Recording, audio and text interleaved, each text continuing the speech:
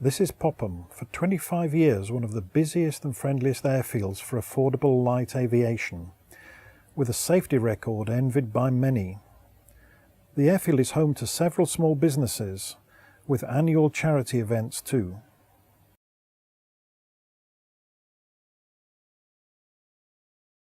Dangerous vorticity and turbulence can extend for miles downstream of wind turbines.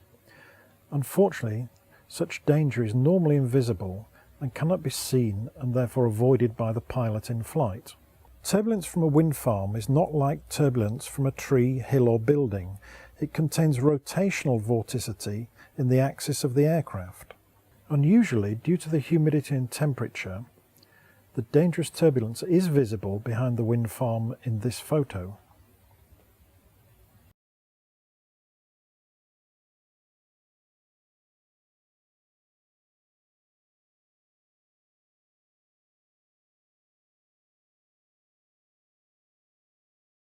So this footage is from my friend Zoe, and this flight almost resulted in her quitting flying.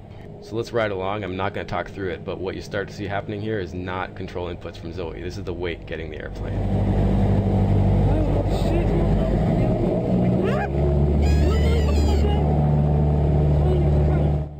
It's a testament to the instructor that this airplane remained flying at 45 knots in a steep bank, and it didn't result in tragedy. Problems from turbulence on light aircraft are not imaginary. Safety has always been paramount at Popham.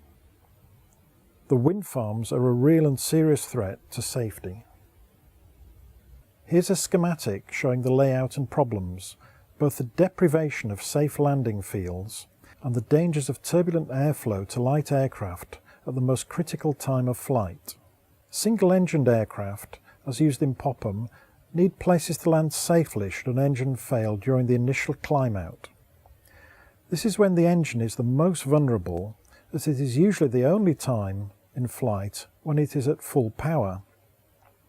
Engine failures are not everyday occurrences, but pilots train regularly to cope by landing ahead should they occur. Although incidents happen from time to time, as seen here, training has ensured that pilots at these locations have survived without serious injury. Engine failures are not everyday occurrences, but pilots train regularly to cope by landing ahead should they occur. Turns are strongly discouraged as survival chances are greatly decreased. In 2009, John George, flying a helicopter from Popham, had an engine failure. From low height, he had no alternative but to land in the field where turbines are proposed. John was completely uninjured, a result which would be very unlikely should wind turbines be erected so close to Popham in future. Let's look at a takeoff.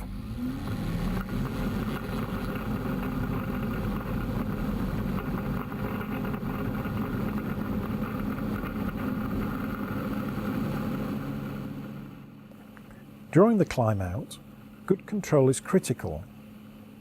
At 200 feet, we'd now be entering the turbulent layer from the wind farm. Rotational turbulence generated by wind farms can cause loss of control.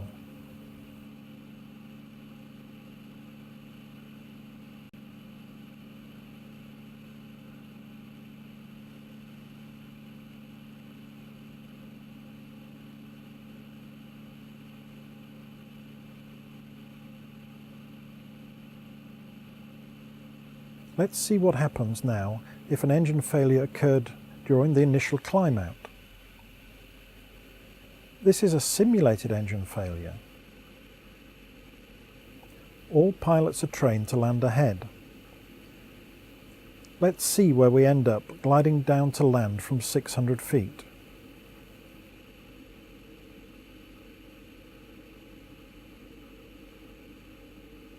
Today, a safe landing can be, and even has been made from this point, into the field straight ahead. With wind turbines so close to Popham, the dangers are self-evident.